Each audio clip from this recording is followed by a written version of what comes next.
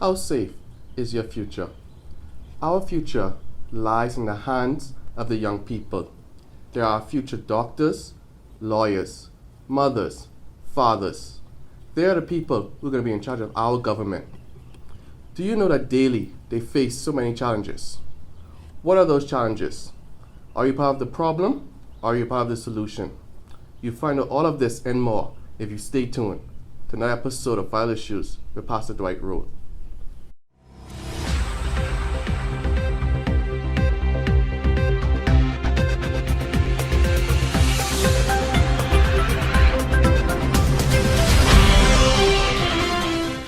Pastor Dwight, I've been speaking with several young people, and with speaking with them, I've compiled what I like to say is the 5 most serious challenges that our young people face today. And they are 1, procrastination, 2, curiosity, 3, low self-esteem, 4, peer pressure, and number 5, poor judgment. For number 1, procrastination. We have so many young people who simply don't make it inside school because they always procrastinate. They have homework, but they just don't do it. We have young people that don't even want to accept Christ because simply they procrastinate. How are we supposed to do this, or what can we do to help them along? Well, the youth stage of an individual is a very interesting stage in life. And what it is, sometimes you would discover that during, especially the adolescent stage, young people don't care so much for people to dictate to them as to what to do. And therefore, what they do is they fight things. They want to do things on their time. Mm-hmm. And therefore, sometimes what happens is young people would say, I'll do it, but I'll do it when I'm good and ready to do it.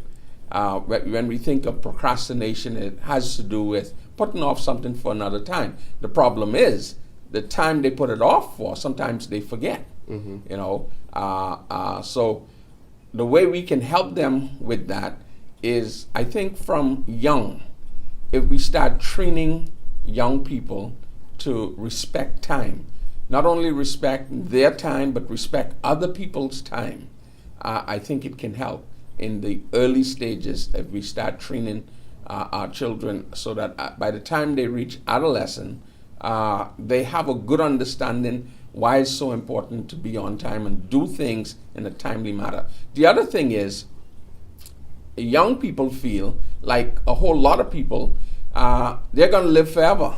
Mm-hmm. So what it means is I have plenty time to do a whole lot of things because I'm still young.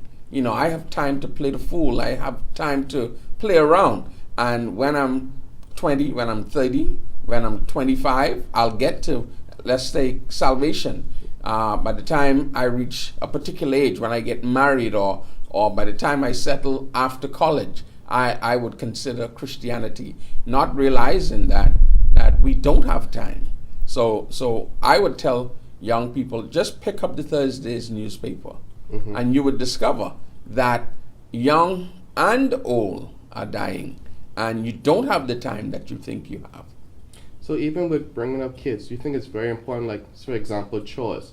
When you give them a deadline that you must do this by today, when they don't do those, it's important for us, I guess, to discipline them or so they can understand, like you say, to respect time? Yes, I think that's important. And you can discipline in more than one way. Mm-hmm. What some people call discipline, I call abuse. There are different ways that you can discipline a child because there must be a lesson behind that discipline. If a child doesn't understand what is going on when he or she is being disciplined, then it's useless. Mm-hmm. The discipline is useless. But once they have an understanding as to what is going on, why they're being disciplined, I think that would help in developing them in understanding time. Pastor Dwight, the next one, and I feel as if this is one of the most deadliest ones because it's so sneaky, is curiosity. We have young people in school nowadays who are fornicating, addicted to pornography, and even if you've heard lately of the Charlie, they're even dealing with demonic things. What are we supposed to do to help our children prevent this curiosity from getting into these so much secular things? the thing is, curiosity is not a bad thing. Actually, that's the way we learn. We learn by being curious. It causes us to research. The thing is, we must be careful what we emphasize. Personally, even listening to you now, the first thing that you brought up had to do with sex. I think it's overemphasized, it's overrated, and because of that, what we have done, adults, what we have done is that we have created an appetite for our young people, and therefore their curiosity now is, let me see what this is all about. Just thinking about it just recently, I think this guy was about 6 years old. He came to my wife for tutoring, and there he was on his tablet, and he's looking up how to French kiss. All right, he's exposed to it. You turn the television on, they're exposed. Our kids are exposed. You can go to some cartoons and they're exposed. They're parents that and adults that are irresponsible. What is happening is kids are only mimicking what they see adults do. The thing is, how do we fix this problem? You cannot stop people from being curious, right? But you can direct what they become curious of. All right. So what we need to be doing is to highlight the things that we want them to be curious of. So, for example, then I guess those who we get into the church and volunteer youth ministry, get them curious, and I guess the things of God, that's a good route to be taken. Okay. Pastor, talking on curiosity, it comes to my mind situations like this, when a young person comes to their parent and says, "Mother, what is sex?" And the mother replies, "Shut your mouth." What are we to do? Are we supposed to explain to them, or is it better just shut it off? I mean, how are we supposed to approach these type of situations? Definitely shutting off is not the best way. I think from the time a child asks about sex, it's time that that child know about sex. And it's better that you, the parent, teach that child the proper thing about sex than for them to learn it from someone else and get the wrong instructions as it relates to sex. You hear some people would say, well, if you kiss, you get pregnant, or different things people would say. That kids would say, well, I wouldn't kiss, but then they would do, they'll have intercourse, and because they're not told that intercourse is gonna produce. It's possible that you can produce a child or even contract some disease because they're never told that. They go with intercourse and may not kiss. I think we need to train children from young. I normally tell young people, even though kissing may not be wrong to some degree, I don't even encourage kissing because it leads to another thing, from one thing to the next. So I think it's the responsible parent job to teach their child about sex rather than leave it to their friends to explain to them what sex is. Okay, I agree completely, because if we don't teach them, then the world surely will teach them. Yes. Number 3 on the list is low self-esteem. Nowadays, when you go out, you see our young ladies exposing more and more of themselves, where it's just the norm to have their belly out. And even though low self-esteem attacks both the guys and the girls, for some reason, it seems that attacks the women more. We have those inside schools who are even practicing homosexuality before, just because they want to fit in, because they want to feel love from someone. We even have those who are practicing bleaching their skin because for some reason in their mind they're like, "Oh, I'm not beautiful because I'm black." How are we supposed to help with these self-esteem issues? Again, I go back to parenting. One of the problems parents are faced with and not realize it subliminally, what they do is they put these things on children because of how they are. I was in a situation some time back where a young man didn't purchase a particular car because his neighbor across the road from him had the same car, and it showed that we've come to a place where we have to compete. And what competition does for us, All it does is says, I'm better than you or you're better than me. I think from young, if we train our children that they are wonderfully made, that they are beautiful, and not only that, that we emphasize inner quality rather than outer quality. Because we don't emphasize inner quality, we have children with low self-esteem because, let's say, they're a bit chubby, and they figure, well, that's bad because Hollywood tells us that you must be thin. That, let's say, they might be a little darker complexion. And because our adults say, well, you know what, that's too dark. Dark is not lovely. So what we do is we thin the pigment in our skin. We try to become lighter because we say white is right. We as adults have to be careful as to what we breed into our children. What is it we are saying to them as it relates to who they are and what they be? Someone just said to me just recently how that someone is afraid to embarrass me. And this is what I grew my daughters up with. Nobody can embarrass you. Only you can embarrass you. So I think is what we breed into children from young. If you have a child and as that child grows up and you tell your son, man, you're handsome. Regardless of what people think, you're handsome.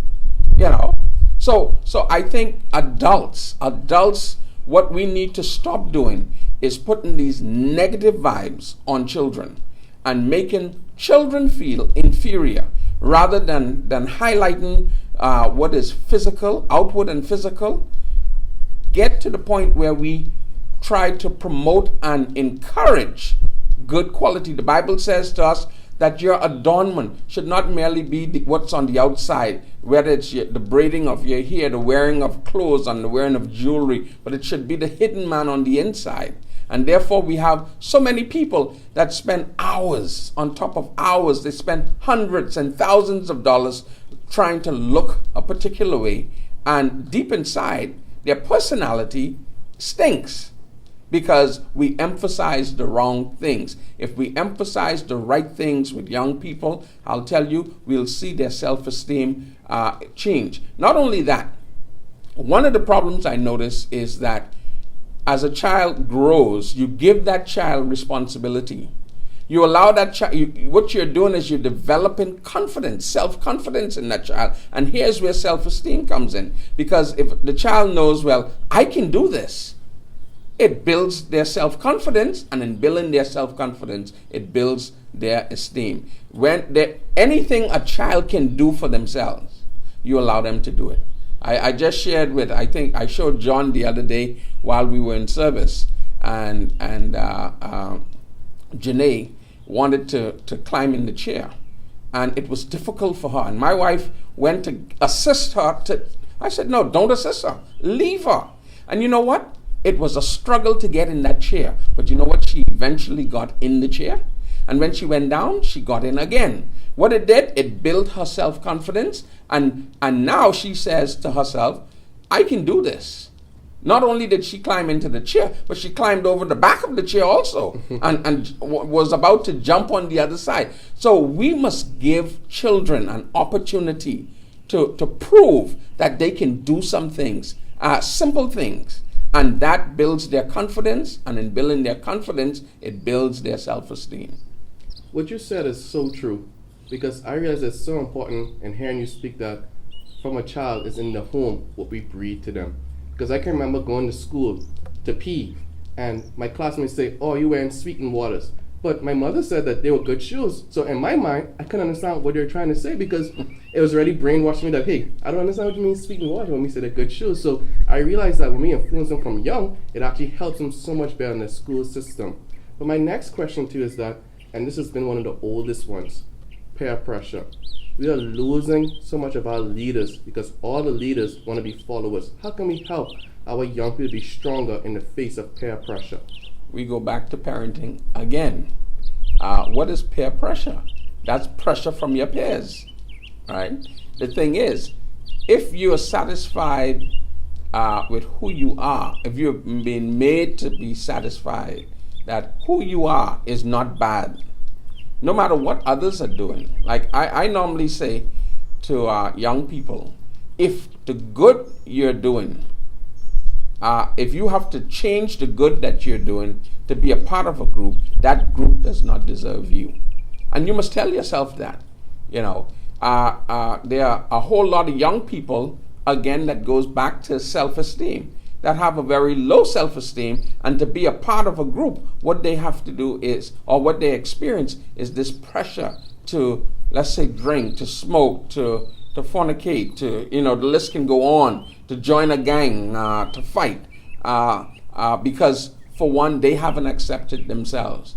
I think we need to bring young people. The Bible says, train up a child in the way he should go, and when he's old, he will not depart from it. And sometimes people look at that and say, well, I know some pastors' kids that are terrible. The Bible says, train up a child. What is training? Training is not telling. Training is actually showing by example. That's what's training. Someone said one time that what you're saying is what you're doing is drowning out what you're saying. Mm-hmm. So I think when it comes again to peer pressure, if we help to develop our children so that they have that self-confidence, that they have a good image of themselves, I think it would be easier for them to handle whatever pressure is out there. Because first of all, they must know who they are. And it's important, let me say also, it's important that mommy and daddy are involved in a child's life. Most of the time, and not all the time, but most of the time, most of the kids that seem to experience a difficult time with peer pressure doesn't have both mommy and daddy in the home. If you take note, as a child grows up and something is going on, I can tell my daddy. Mm-hmm. So fathers must realize the role you play. Now if someone says, well, I don't like you, well, my daddy plays with me, my daddy does this, or my mother does this with me, so I don't need you to do it for me. And that's why it's so important. Like I always say, from the time a child is born until that child is 18, there's some things you make them do. After 18, you can't make them do some things, but if you have instilled in them some things already, guess what? As they grow up, they're going to see some things out there, and they're going to say, well, you know what? I don't want to be a part of that. One young person that was a part of our church some years ago said to her father, she said, I wouldn't dare get pregnant. You know how that'll affect Mr. Roll? The daddy said, Mr. Roll, what about me? All right. The thing is, if you put the effort and the time into a child, let me tell you, they're always thinking, how are my action going to affect the person that loves me? And that's why we ought to be there showing love to these young people. And it's so true what you're saying, because I was speaking with a young person just the other day, and they were talking to me about peer pressure, and I say, because I guess my father was so involved, I said I had home pressure. So when I was inside school, they'd be like, let's go duck class, and I thought, hold on, what will my mommy say or what will my daddy do? Mm-hmm. So I say, you know what? I say, that's not for me. So I realized that it's so important for us to be involved with our young people, because we put a different type of pressure on them, a pressure for positivity. Mm-hmm. And my next one that I feel attacks our young men a bit more is that we seem to have so many young people that have poor judgment, just make bad decisions, that they would go out, you spill a drink on them, and that's enough for someone else to lose their life. In their spare time, you go by the parks, they're just hanging out with other guys who are going nowhere and wondering why they're not going anywhere. How are we supposed to help our young people make better decisions, make better judgments? Again, we start from young, with giving them an opportunity to make decisions. One of the things that bothers me most, I think, with young people, I hate the idea when I ask a young person a question and an adult answers. I'm like, you're not giving that person an opportunity to think. I think what happens also with poor judgment is, initially, it doesn't start off as being poor judgment. Actually, you think you're doing the right thing. All right? It's only afterwards, when you look back, you realize that, you know what, that wasn't a good idea. The problem with quite a number of our young people is they act and then they think. and without realizing there's no reverse button. I always believe and encourage young people, make sure your brain is functioning before your tongue goes into gear. Make sure you're thinking before you act. Make sure you consider. One of the things I do personally is I ask myself, what are the consequences in making decisions? What are the consequences, Dwight?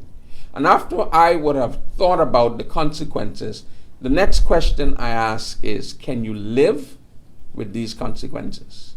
And if I find that there's a particular thing that I'm attempting and I realize that, look here, this can be a possible outcome and I cannot live with this, I don't attempt it. But if there's something I'm doing and I realize, okay, what's the worst of the worst? And the worst of the worst is not that bad. I go for it. But the problem is quite a number of young people don't have the capacity to think, because in most cases, the older people are thinking for them. Just probably a month or two ago, I went into road traffic to renew my car license. And here's a young father who thought he was doing, something great for his son. And I almost screamed because here is his son who is 17, 18, and he's getting a driver's license now. But the father is doing everything. The father is writing up the paper. The father is standing in line, and the father has to pay for it.